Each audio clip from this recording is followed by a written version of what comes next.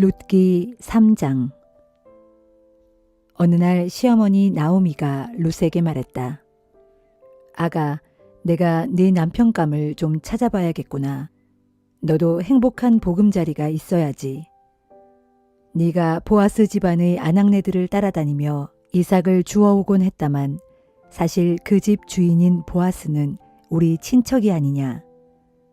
오늘 밤에 그분이 타작마당에서 보리를 까부르고 있을 거야. 그러니 너는 목욕을 하고 새 옷으로 몸단장을 한 다음 그분이 일하고 있는 타작마당으로 내려가거라. 그분이 저녁을 다 먹을 때까지 눈치채지 못하도록 조심하여라. 그분이 어디에서 잠을 자는지 잘 알아두었다가 그분이 잠자리에 들면 너는 그분의 발치개로 가서 이불을 가만히 들치고 거기에 누워라.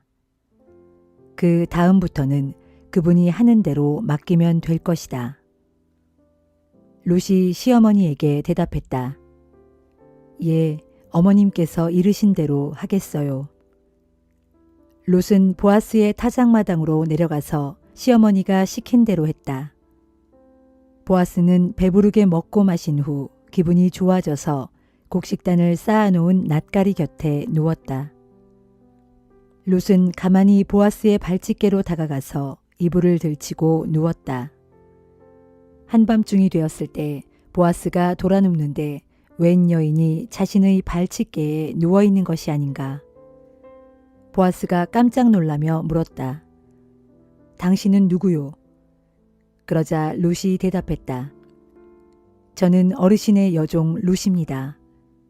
어르신께서는 우리 집안을 보살펴 주셔야 할 분이 아니신가요? 이 몸을 어르신의 옷자락으로 덮어주세요. 보아스가 말했다. 주께서 그대에게 복 내려 주시길 비오. 어지간하면 가난하든 부유하든 젊은 남자를 따라 나설 법도 한데 그대는 그렇게 하지 않는구려. 이렇게까지 어머님을 모시려고 하다니 그대의 효성이 참으로 갸륵하구려. 두려워하지 마시오. 그대가 내게 청한 대로 내가 다 하리다. 그대가 현숙한 여인인 줄은 온 마을 사람들이 다 알고 있소. 그대가 말한 대로 내가 그대의 집안을 책임져야 할 사람인 것은 사실이오. 하지만 나보다도 그대의 집안과 더 가까운 친척이 있소. 하여튼 오늘 밤은 여기서 보내도록 하시오. 내일 아침에 그 친척에게 어떻게 할지 물어보아야겠소. 만일 그 사람이 그대의 집안을 책임지겠다고 하면 그렇게 하도록 합시다.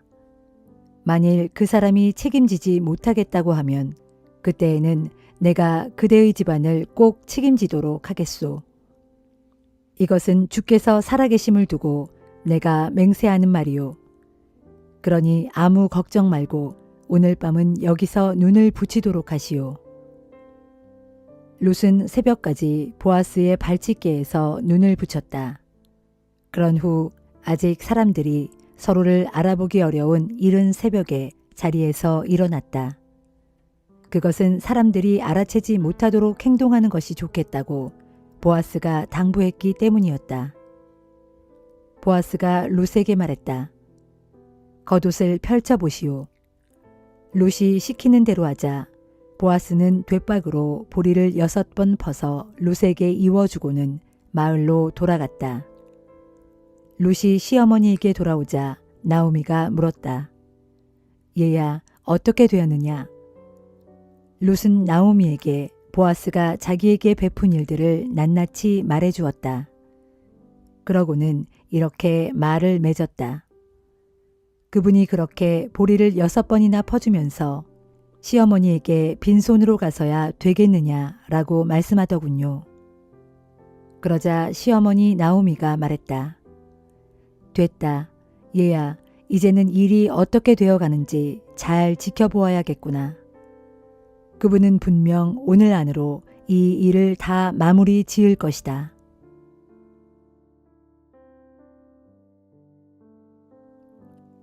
룻기 4장. 한편 보아스는 성문 앞 광장의 높은 데 올라가 자리를 잡고 앉아 있었다. 때마침 그가 말했던 엘리멜렉 집안의 가장 가까운 친척이 지나가고 있었다. 보아스가 그에게 소리쳤다. 여보시오, 이리 좀 올라와 보시오. 그 사람이 올라와서 보아스 옆에 앉았다. 보아스는 또 마을의 장로들 10분을 오시게 했다. 장로 어르신들도 모두 자리를 잡고 앉았다. 보아스는 엘리멜렉의 집안을 책임져야 할 가장 가까운 그 친척에게 말했다. 잘 아시다시피 모압에서 돌아온 나오미가 우리 친척인 엘리멜렉의 밭을 팔겠다고 내놓았소. 여기 모인 여러분들과 우리 마을의 웃 어른이신 장로들 앞에서 당신에게 분명히 해두어야 할 것이 있소. 당신이 나오미 집안의 가장 가까운 친척이므로 그 집안을 책임져야 할 의무가 있으니 그 밭을 사도록 하시오. 그러나 그렇게 하지 못하겠다면 지금 이 자리에서 나에게 분명하게 말해 주시오. 당신이 책임지지 못하겠다면 그 다음으로 책임져야 할 사람은 바로 나이기 때문에 하는 소리요. 그러자 가장 가까운 그 친척이 말했다. 내가 그 집을 돌보는 책임을 다하리다. 그러자 보아스가 그 사람에게 다시 말했다. 당신이 그 밭을 나오미에게서 사는 날 남편을 잃고 홀로 된 모압 여인 룻도 함께 책임져야 합니다. 그 여인에게 아이가 생겨야 죽은 사람의 대를 이을 수가 있지 않겠소? 그러자 가장 가까운 그 친척이 말했다. 그래요? 그렇다면 내 재산만 축나게 생겼으니 나는 그 집안을 책임질 수 없소. 그러니 당신이 그 집안을 책임지시오. 옛적에 이스라엘에서는 사람들이 자기 권한을 떠넘기거나 또는 재산을 사고 팔 때에 그 사실을 확정지으려면 상대방에게 자기 신발 한 짝을 벗어주는 관습이 있었다. 그 신발 한 짝은 거래가 성립되었다는 증거물이었다. 가장 가까운 그 친척이 보아스에게 당신이 그 땅을 사시오 라고 말하면서 자기 신발 한 짝을 벗어주었다. 보아스가 마을의 웃 어른들과 거기에 모인 사람들에게 말했다. 엘리멜렉과 말론과 기럐의 소유였던 모든 것을 내가 나오미에게서 사겠습니다. 오늘 이 자리에 모이신 여러분들께서 이 일의 증인이 되십니다. 또한 말론의 아내 모압 여인 룻을 나의 아내로 맞아들여서 죽은 사람의 이름이 길이 이어지도록 하겠습니다. 그의 이름이 고인의 친족들과 마을 사람들의 기억 속에서 사라지지 않게 하겠습니다. 여러분이 오늘 이 일의 증인들이십니다. 그러자 성문 광장에 모여있던 마을 사람들과 장로들이 대답했다. 이 일에 우리가 증인이 되었소. 주께서 그대의 집안으로 들어가는 그 여인에게 많은 자손을 주시어 이스라엘 집안을 일으켜 세운 라헬과 레아처럼 해주시기를 빕니다. 또 주께서 그대를 에브랏에서 유력한 인물이 되게 하시고 베들레헴에서 이름을 크게 떨칠 수 있도록 해주시기를 비오. 주께서 그 젊은 여인을 통하여 그대에게 자손을 낳게 해주시어 그대의 집안이 다말과 유다 사이에서 태어난 베레스의 집안처럼 되기를 비오. 이리하여 보아스는 롯을 아내로 맞아들여 그 여인과 잠자리를 가졌다. 주께서 그 여인에게 임신을 허락해 주시니 그녀가 아들을 낳았다. 마을의 아낙네들이 나오미에게 말했다. 주를 찬양합니다. 그분께서 오늘 당신 집안의 대가 끊기지 않게 아들을 주셨군요. 이 아이가 이스라엘의 이름을 떨치기를 빕니다. 이 아이가 당신에게 살아갈 보람을 안겨주겠군요. 자라게 되면 늙음하게 당신을 잘 모시겠지요. 당신 며느리는 7 아들보다 낫습니다. 나오미는 그 아이를 데려와서 고이 잘 길렀다. 이웃 아낙네들은 나오미에게 아들이 생겼어 라고 말하며 그 아이에게 오벳이라는 이름을 붙여주었다. 그가 바로 다윗의 할아버지요 이새의 아버지다. 유다의 아들인 베레스의 족보는 다음과 같다. 베레스는 헤스론을 낳고 헤스론은 람을 낳고 람은 암미나답을 낳고 암미나답은 나손을 낳고 나손은 살몬을 낳고 살몬은 보아스를 낳고 보아스는 오벳을 낳고 오벳은 이새를 낳고 이새는 다윗을 낳았다.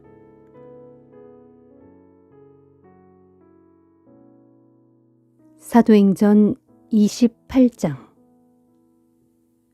우리가 무사히 해변에 상륙하고 나서야 비로소 그곳이 멜리데의 섬이라는 것을 알게 되었다. 섬 사람들은 우리를 매우 친절하게 대해주었다. 때마침 비가 내리고 날이 추웠기 때문에 그들은 불을 피워주면서 우리를 맞아주었다. 바울이 마른 나뭇가지를 한아름 안아다가 불 속에 넣었다.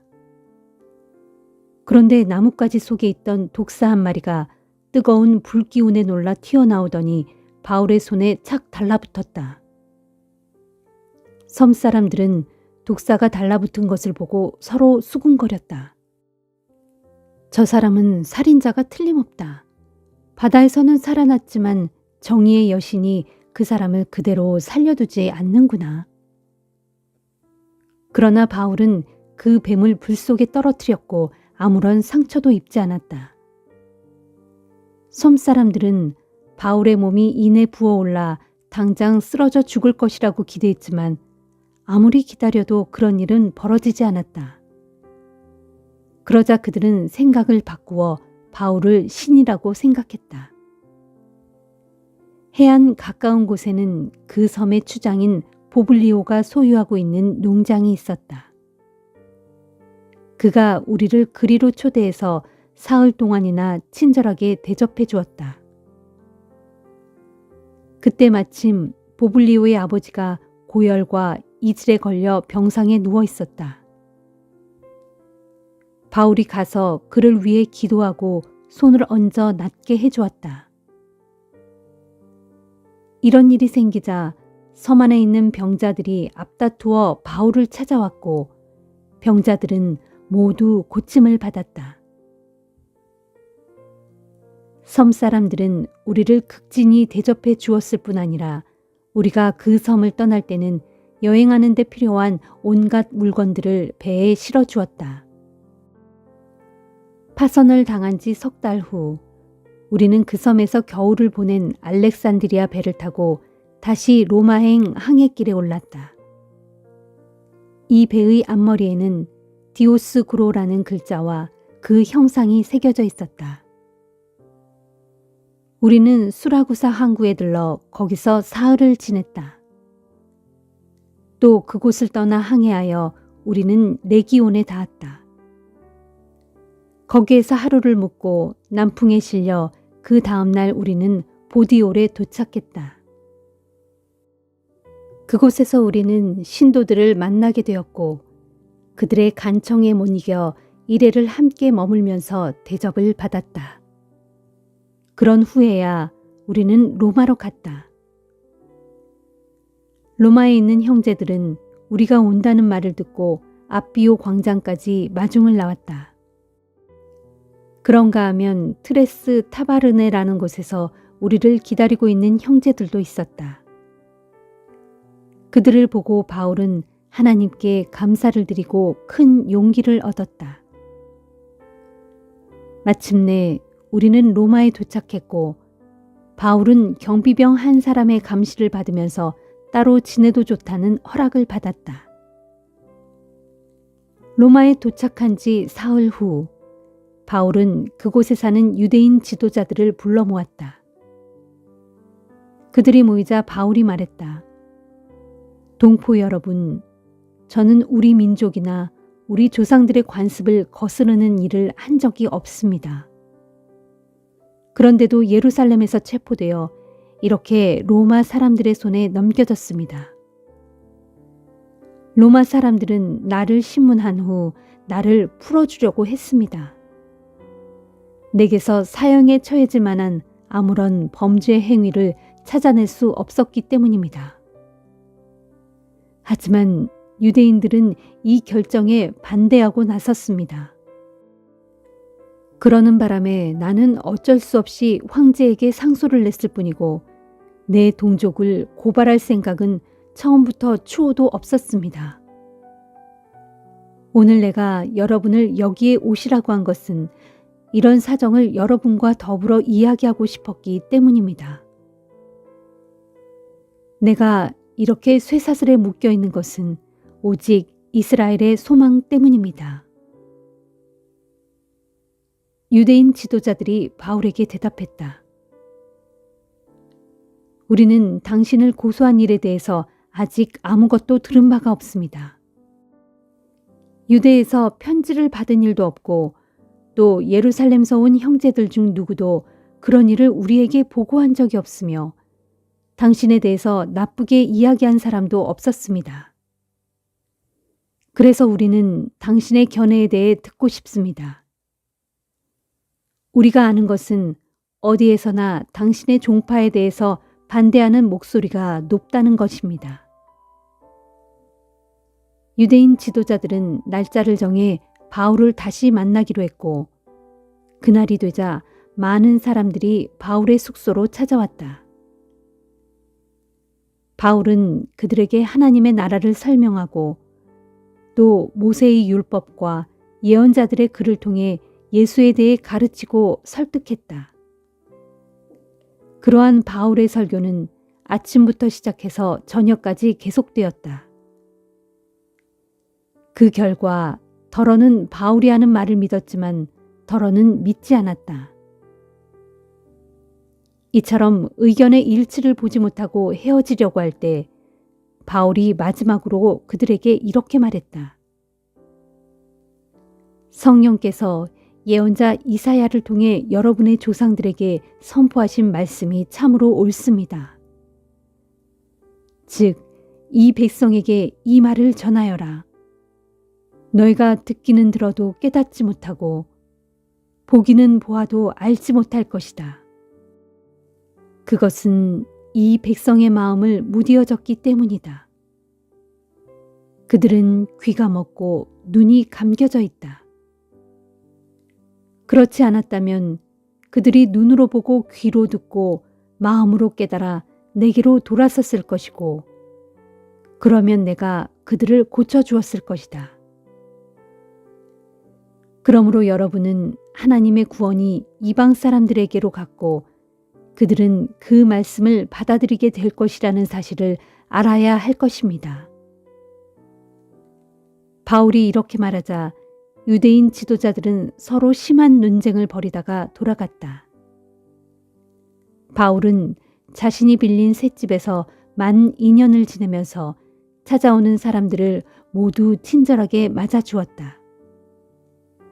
그는 아무런 방해도 받지 않고 담대하게 하나님의 나라를 전파하고 주 예수 그리스도에 대해 힘껏 가르쳤다.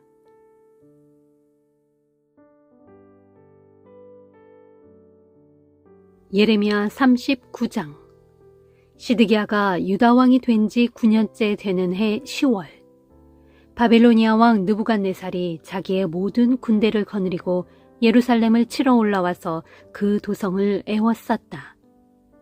그리고 유다 왕 시드기야 제11년 4월 9일, 마침내 예루살렘 도성이 함락되고 말았다. 성읍이 함락되자 바빌로니아 왕의 모든 대신들이 예루살렘 도성 안으로 들어와 도성의 중앙 성문 앞에 자리를 잡았다. 그들 중에는 네르갈 사레셀, 삼갈르보, 환관장 살스김, 박사장 네르갈 사레셀, 그리고 다른 여러 바빌로니아 왕의 지휘관들이 있었다. 유다 왕 시드기야와 그의 모든 신하들 및 군사들은 바빌로니아 왕의 대신들이 도성 안으로 들어오는 것을 보고는 허겁지겁 도망쳤다. 그들은 밤의 어둠을 틈타 왕의 동산길을 따라 예루살렘 남쪽의 두 성벽 사이에 있는 성문을 통과하여 아라바 쪽으로 도주하였다. 그러나 바빌로니아 군대가 곧장 그들을 추격하여 여리고 평원에서 유다 왕 시드기야를 붙잡았다. 시드기야 왕을 사로잡은 바빌로니아 군사들은 하맛 땅의 림나 진영에 있는 느부갓네살 왕 앞으로 그를 끌고 갔고, 느부갓네살 왕은 직접 시드기야를 신문하였다. 신문 후에 바빌로니아 왕은 시드기야가 보는 앞에서 그의 아들들을 칼로 쳐서 다 죽였고, 이어서 유다의 지도층 인사들도 모조리 죽였다. 그런 다음 바빌로니아 왕은 시드기야의 두 눈을 뽑았고 그를 바벨론으로 끌고 가려고 쇠사슬로 묶었다. 한편 바빌로니아 군사들은 예루살렘 도성을 휘젓고 다니면서 왕궁과 백성들의 집을 마구 불살랐고 예루살렘 성벽도 닥치는 대로 허물어뜨렸다. 바빌로니아 왕의 근위대장 느부사라다는 예루살렘 성 안에 남아있던 백성들과 자기에게 항복한 사람들 및 그 밖에 남은 자들을 모두 사로잡아 바빌로니아 땅으로 끌고 갔다. 그러나 근위대장 느부사라다는 아무 재산도 없는 빈민들은 포로로 잡아가지 않고 유다 땅에 그대로 남겨두면서 그들에게 포도원과 밭을 나누어 주었다.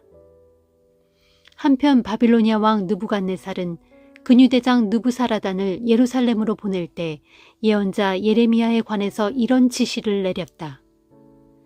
너는 예레미야를 데려다가 잘 돌봐주어라. 그를 해치지 말고 그가 내게 요구하는 것은 무엇이든 들어주도록 하라. 그래서 근위대장 느부사라단과 환관장 느부사스반과 박사장 네르갈 사레셀과 바빌로니아 왕의 다른 지휘관들은 느부갓네살의 왕의 명령에 따라 군사들을 보내어 예루살렘 왕궁의 경비대 뜰 안에 감금되어 있던 예레미야를 데려오게 했다. 그런 다음 그들은 사반의 손자요 아히감의 아들인 그다랴에게 예레미야를 맡겨서 그의 고향으로 보내주었다. 그리하여 예레미야는 자기 땅의 백성들 가운데 살았다. 예언자 예레미야가 아직 예루살렘 왕궁의 경비대 뜰 안에 갇혀 있을 때 주의 말씀이 그에게 내렸다. 예레미야야, 너는 가서 구스 사람 에벤멜렉에게 전하기를 전능하신 만군의 주 이스라엘의 하나님께서 말씀하신다. 내가 예루살렘 도성에 복을 내리지 않고 이 도성을 향하여 선포하였던 모든 재앙들을 그대로 내릴 것인데 그날에 너는 내 말이 그대로 이루어지는 것을 내 두 눈으로 똑똑히 보게 될 것이다. 나 주가 말한다. 그러나 그날에 내가 너를 구해줄 것이니 너는 내가 두려워하는 사람들의 손에 넘겨지지 않을 것이다. 그렇다. 내가 반드시 너를 구해줄 것이니 너는 대적의 칼에 죽지 않겠고 마치 전리품을 얻듯 내 목숨을 얻게 될 것이다. 그것은 내가 나를 믿고 의지하였기 때문이다. 이는 나 주의 말이다 하여라.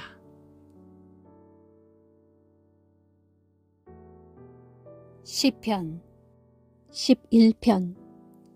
내가 주를 믿고 의지하는데 어찌하여 너희는 나를 향해 너는 새처럼 산으로 도망치라. 악한 자들이 화살을 시위에 먹여 당기려 한다. 그들이 어두운 곳에 은밀히 숨어 올바른 마음가짐으로 살아가고 있는 의인들을 향해 쏘려고 한다. 보라, 사회 질서가 밑바닥부터 흔들려 무너져 내리는 판국에 대체 올바르게 산다는 것이 다 무슨 소용이냐 하고 말하느냐. 그러나 주께서는 그분의 거룩한 성전에 계시고 그분의 보좌는 하늘에 있으니 그분께서는 눈을 크게 뜨시고 모든 사람들을 다 지켜보시며 세상사를 두루 살피신다.